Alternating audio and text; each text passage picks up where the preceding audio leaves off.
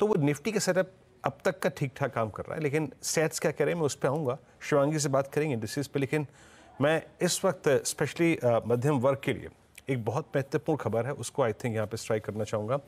मेरे वरिष्ठ सहयोगी इस वक्त लक्ष्मण राय हमारे साथ मौजूद हैं इस वक्त, और अगले महीने पेश होने वाले बजट में मिडिल क्लास को, सर्विस क्लास को एक बड़ी राहत दी जा सकती है। क्या है पूरी खबर? लक्ष्मण जी समझाइए इस खबर को विस्तार से। कैसे मिडिल क्लास को राहत देने का प्रावधान इस बजट में किया जाएगा? क्या चीज़ है वो ऐसी जिसको टच किया जा सकता है? देखिए, अब तक जो संकेत मिल रहा है इसमें के मुताबिक इनकम टैक्स में राहत मिलेगी, इसमें कोई किंतु परंतु नहीं है। यानी अगले महीने पेश होने वाले बजट में इनकम टैक्स में राहत दी जाएगी, और ये राहत क्या होगी तो इसका सीधा सा फोकस पॉइंट होगा कि मिडिल क्लास को राहत दी जाए। और राहत देने के अलग अलग विकल्प हैं। जो मुझे सूत्र बता रहे हैं उसके मुताबिक सबसे ज़्यादा चर्चा इस बात पर हो रही है कि जो 20% से लेके 30% का जो टैक्स स्लैब है उसमें कैसे बदलाव किया जाए। चूंकि 20% तक मतलब 15 लाख तक की आपकी आमदनी होती है तो 20% टैक्स लगता है। जैसे ही 15 लाख से आपकी आमदनी ज़्यादा होती है, सीधे टैक्स की देनदारी 20% से बढ़कर 30% पर हो जाती है। तो ये एक ऐसा वर्ग होता है जिसके हाथ में अगर पैसा ज़्यादा देंगे तो ज़्यादा पैसा खर्च करेगा। इसलिए वित्त मंत्रालय में एक आम सहमति बन गई है कि इस 20% और 30% के बीच में कुछ तो आपको राहत देनी पड़ेगी। एक विकल्प है कि इसमें आपको एक नया स्लैब जोड़ दीजिए या फिर कुछ इस तरीके से बदलाव करिए ताकि इस इनकम कैटेगरी को इनकम टैक्स में राहत मिले। दूसरा, जो वो भी लगभग संभावना पूरी है और कह सकते हैं लगभग तय है, वो यह है कि इनकम टैक्स छूट की सीमा अगर न्यू टैक्स रिजीम में जाएं तो अभी 3 लाख तक है टैक्सेबल इनकम। उससे ऊपर जाते हैं तो आपको इनकम देनी पड़ जाती है।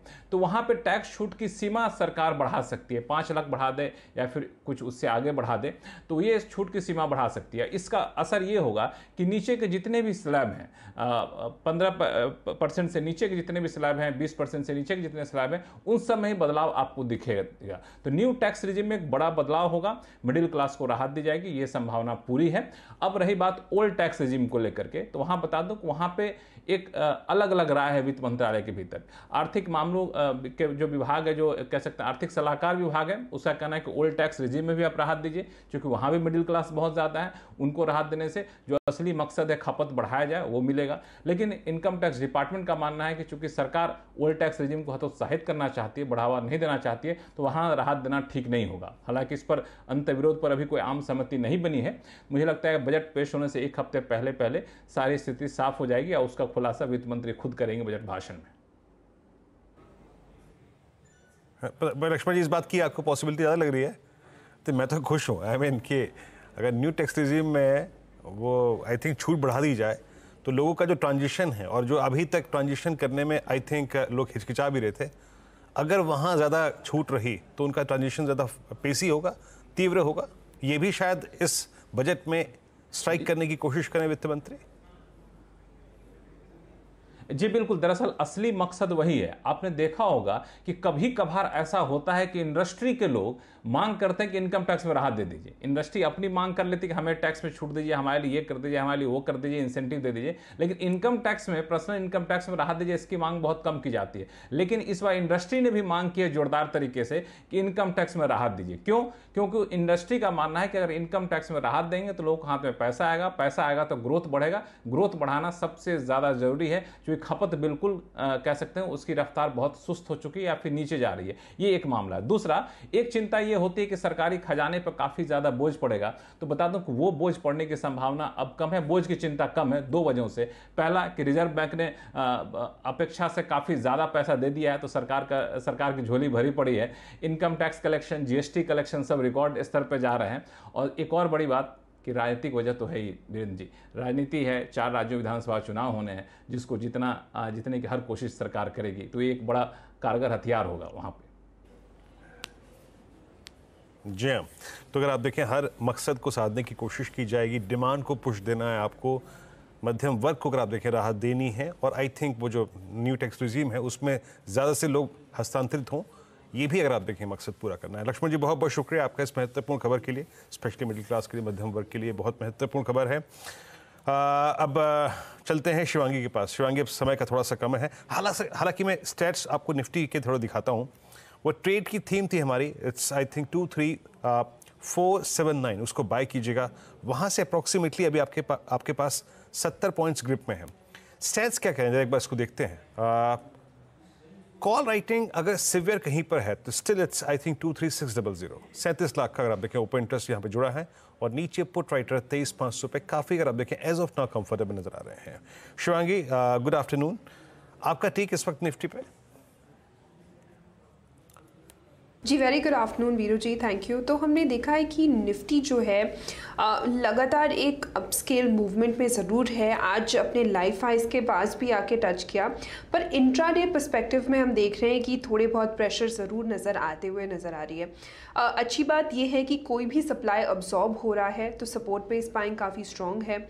एंड यहाँ पे नेक्स्ट जो है हम 23,750 के लेवल्स यहाँ पे देख रहे हैं, और फिर पोजिशनली 24,000, और सपोर्ट के तौर पे 23,350 के एक लेवल को ध्यान रखें। हम मंथली एक्सपायरी के हफ्ते में एंटर कर रहे हैं, तो वोलेटिलिटी जो है वो ज़रूर रहेगी, एंड स्विंग्स जो है वो ऑप्शन प्रीमियम्स में भी दिखने को मिलेंगे। दूसरी ओर अगर हम बैंक निफ्टी की बात करें, यहाँ पे हैवी वेट्स और छोटे मझौले बैंक्स दोनों यहाँ पे एक काफ़ी अच्छा सपोर्ट करते हुए दिख रहे हैं बैंकिंग इंडेक्स को। ओवरऑल हम देखें कि आज थोड़ी बहुत सुस्ती है HDFC बैंक के कारण, बट ओवरऑल स्ट्रक्चर जो है वो काफ़ी पॉजिटिव है और बाय ऑन डिक्लाइन की ही रणनीति अप्लाई करनी है। सो अपसाइड हम 51,750 और फिर 52,000 के लेवल्स एक्सपेक्ट कर रहे हैं, 51,000 के एक सपोर्ट के साथ। ओके, तो निफ्टी बैंक पे आपका टेक यहाँ पर ये। चलिए इस बीच एक काम करते हैं, बातें स्टॉक फ्यूचर्स पे। शिवांगी, आप किन स्टॉक्स को पिक कर रही हैं? आपके 3 ट्रेड्स इस वक्त के।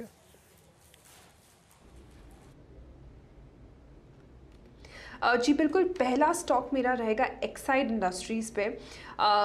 स्टॉक जो है एक लगातार अपवर्ड स्लोपिंग चैनल में काम कर रहा है, एंड काफ़ी ब्यूटिफुली अपने एक्सपोनेंशियल मूविंग एवरेजेस को भी रिस्पेक्ट किया है स्टॉक ने। लगातार कोई भी छोटे डिक्लाइंस में इसमें खरीदारी कन्वर्ट होते हुए दिख रहे हैं, तो यहाँ पे खरीदारी की सलाह है 600 के टारगेट्स के लिए और 555 के एक स्टॉप के साथ। दूसरा पिक मेरा रहेगा जिंदाल पे। यहाँ पे भी जिंदाल स्टील पे यहाँ पे भी एक काफ़ी अच्छा मोमेंटम है। वीकली बेसिस पे हमने देखा है कि पिछले 4 हफ्तों के कंसोलिडेशन के बाद अब स्टॉक जो है तैयारी कर रहा है उसके अपर बेस को निकालने की। इसमें जो पिछले 3-4 दिनों से हमने देखा है कि अच्छी खासी लॉन्ग्स एडिशन हुई है, जो कि एक इंडिकेशन है कि स्टॉक को अब हायर जोन्स की तरफ तैयारी कर रहा है पूरी तरह। सो 11-11 के टारगेट्स के लिए इसमें खरीदारी करें 1050 के एक स्टॉप के साथ। और फाइनली तीसरा पिक जो रहेगा मेरा वो है भारती एयरटेल पे। यहाँ पे भी एक काफ़ी अच्छा अपमूव हमने देखा है। एक एक अपमूव के बाद स्टॉक ने एक हॉल्ट लिया है हायर जोन्स पे, और फिर यहाँ पे जो है तेज़ी वापस बरकरार शुरू होते हुए दिख रही है। तो यहाँ पे रिस्क रिवॉर्ड जो है वो काफ़ी फेवरेबल नज़र आ रहा है नेगेशन के साथ। तो यहाँ पे खरीदारी करें 1470 के टारगेट्स के लिए 1380 के एक स्टॉप के साथ।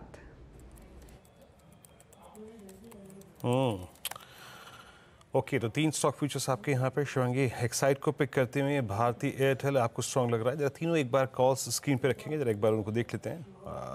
Bharti Airtel Exide futures buy for a possible target of 600, और दूसरा ट्रेड क्या था? मैं भारती एयरटेल लेगा, तीसरा ट्रेड मैं मिस कर गया था, मैं आई थिंक लेवल्स ढूंढ रहा था। JSPL, शिवांगी जी ने आज JSPL को, जिंदल स्टील एंड पावर को जिंदाल कह के उच्चारण किया उसका। खैर ठीक है। अच्छा, निफ्टी बैंक पे एक बार फिर से आते हैं, और मैं जो निफ्टी बैंक का व्यू था उसमें मैं एक बात यहाँ पे ऐड करना चाहूँगा कि निफ्टी बैंक को अगर आपने सुबह के ट्रेड सेटअप के मुताबिक अगर ट्रेड किया होगा तो ठीक है, आपका ट्रेड ग्रिप में होगा। बट मैं एक बात जिसको उल्लेख करना चाह रहा हूँ मैं यहाँ पे, थोड़ा ट्रेड अपना कंट्रोल में रखिएगा। और क्योंकि जो HDFC बैंक है, वो HDFC बैंक जो है, अगर आपने उस डिप को बाय किया है, keep I on HDFC bank 1651 पे। इसका आज का बिहेवियर, देखिए कूलिंग ऑफ होनी थी, क्वाइट पॉसिबल, अगर आप देखें कूलिंग ऑफ होगी, लेकिन कूलिंग ऑफ एक पर्टिकुलर लेवल तक होनी चाहिए। आई थिंक 1640-50 उस जोन को इसको वायलेट नहीं करना चाहिए।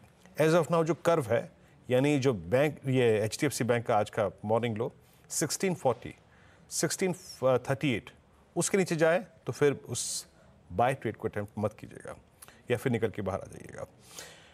निफ्टी पे व्यू हो गया, निफ्टी बैंक पे व्यू हो गया, शिवांगी के 3 स्टॉक फ्यूचर्स हो गए। अब एक काम करते हैं, छोटा सा ब्रेक लेते हैं, खबर भी हो गई। आई थिंक एक ब्रेक के बाद जब लौटेंगे तो पिक करेंगे शिवांगी का आज का सस्ता ऑप्शन ट्रेड और